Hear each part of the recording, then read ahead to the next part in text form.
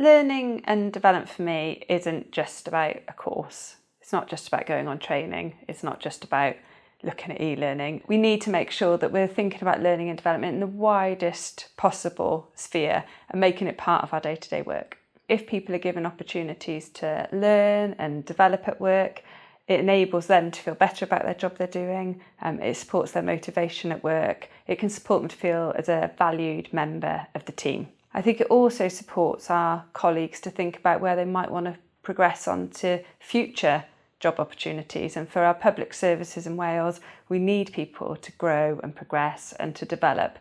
So it's important for us as an organisation, it's important for people that are using our services, but it's also important for public services across Wales. I think there's loads of ways that we can support learning and development in the workplace.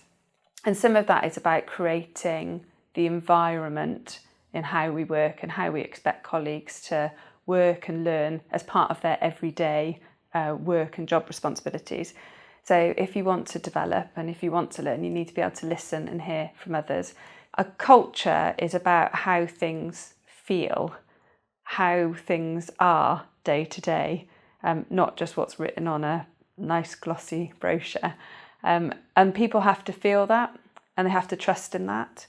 So I would always judge a culture by what my teams, what my colleagues, what individuals using our services say experience from working with Social Care Wales. How does it feel for them?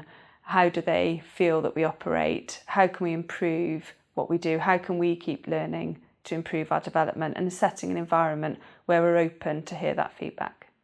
By having a positive culture, by supporting people's learning development, creating a positive workplace, that goes some way to creating better well-being at work. And in turn, I think will support better well-being for the individuals that we're providing care and support for.